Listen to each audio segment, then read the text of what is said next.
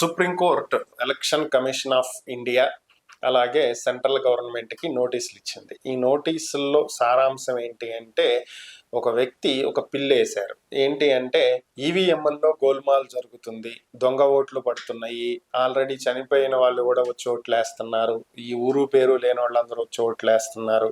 So దానికే election commission of India special intensive revision SIR అని చెప్పి నడుపుతుంది. సో దీన్ని పక్కన పెట్టేస్తే, వీటిని పూర్తి స్థాయిలో అరికట్టడం కోసం ప్రభుత్వం ఈ చర్యలు ఎందుకు తీసుకోవట్లేదు అనేది ఆయన ప్రశ్నించినటువంటి అంశం. ఏం చర్యలు అంటే, ఇప్పుడు మనకి ప్రతి నెల 1వ తేదీనో లేదంటే 1 ఆదివారం వస్తే ముందు 30వ తేదీయో 31వ తేదీయో సచివాలయ ఎంప్లాయీస్, గతంలో వాలంటీర్లు ఇంటింటికి వచ్చి తంబ్ వేయించుకుని పెన్షన్ ఇచ్చి వెళ్తున్నారుగా, బయోమెట్రిక్.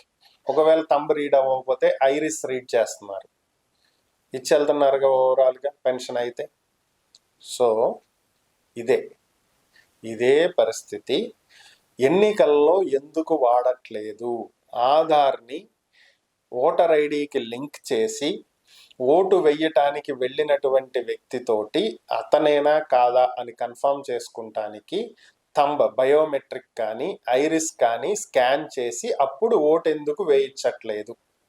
ఇది ప్రధానంగా ఆయన అడుగుతున్నటువంటి ప్రశ్న. ఇది సహేతుకమైనటువంటి అంశం. ఎందుకని అంటే, జనరల్గా ఓటింగ్ సరళి ఎలా ఉంటుంది అంటే, ఓ వ్యక్తి లోపలికి వెళ్ళిన తర్వాత అతను గవర్నమెంట్ ఇచ్చినటువంటి ఏదో ఒక ఐడి కార్డ్ని చూపించాలి.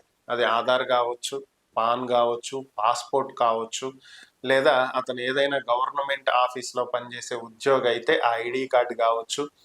ఇలా ఏదైనా సరే ఒక గుర్తింపు కార్డుని అక్కడ వ్యక్తులకు చూపించాలి. ఓకే ఇతనే అని చెప్పి వారు నిర్ధారించుకున్న తర్వాత అతనికి ఓటింగ్ నెంబర్ అనేది ఒకటి ఉంటుంది. అతను ఆ విలేజ్లో లేదంటే ఆ టౌన్లో ఏ వార్డుకి చెందినటువంటి వ్యక్తి, ఆ వార్డులో అతని ఓటర్ నెంబర్ ఎంత ఏంటి అనేది ఉంటుంది.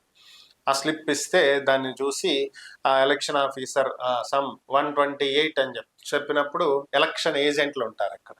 ప్రతి పార్టీకి ఒక ఏజెంట్ ఉంటారు.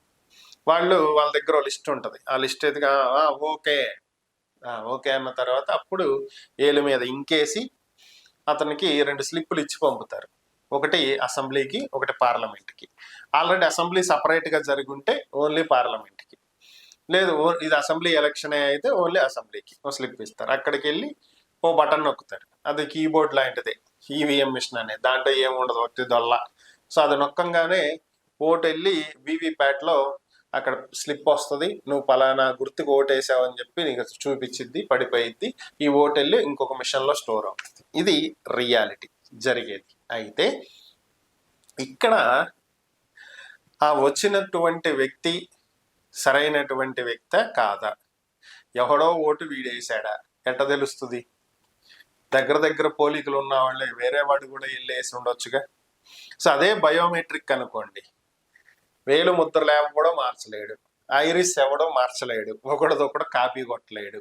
సో అక్కడికి వెళ్ళిన వెంటనే ఐడి కార్డు చూపించిన వెంటనే ఏలు పెట్టినానా అంటారు. ఏలు పెట్టంగానే ఆధార్ సర్వర్తో లింక్ అయ్యి ఓకే హీఈస్ రైట్ అని చూపించింది. లేదా వాడు వేరే ఐడి కార్డు ఏదన్నా ఇస్తే వీడి ఐడి కార్డు ఇది కాదు, ఇది పలాంది, వీడి గుర్తిది, వీడి ఏలు ముద్ర దీనికి లింక్ అయ్యి ఉందని చూపించింది. అరే నువ్వు దొంగ ఓటు వేయటానికి వచ్చావా, బయటికి పోని పంపిస్తారు. లేదా కరెక్ట్ పర్సనే అనుకోండి, ఓకే రైట్ వెళ్ళు ఓటై. సో ఈ ఏజెంట్లు అవసరం లేదు, ఈ కథ అవసరం లేదు, ఈ సీను ఇంకు ఏం అవసరం లేదు. ఓవరాల్గా బయోమెట్రిక్కే మొత్తాన్ని డిసైడ్ చేస్తుంది. కానీ ప్రభుత్వాలు దీన్ని ఎందుకు తీసుకురావు, రాజకీయ పార్టీలు దీనికి ఎందుకు ఒప్పుకోవు అంటే, దొంగ ఓట్లు వాళ్ళకే అవసరం. సో వాళ్ళకే ఇంపార్టెంట్ కాబట్టి వాళ్ళ మీద వాళ్ళే చట్టాలు చేసుకుని వాళ్ళ గొయ్యి వాళ్ళే తవ్వుకోరు కదా. సో ఇది ఎప్పటికీ జరగదు. సో ఓవరాల్గా జరిగితే బాగుంటుందని ప్రతి పౌరుడు ఆశిస్తాడు. అది ఒక మిథ్య. జరుగుద్ది అనేటువంటి ఒక భ్రమలో వాళ్ళు ఉంచటమే ప్రభుత్వాలకు ఉన్నటువంటి అత్యంత ముఖ్యమైనటువంటి అంశం. అది అలాగే చేస్తాయి. మరి ఏం జరిగిద్దో చూడాలి.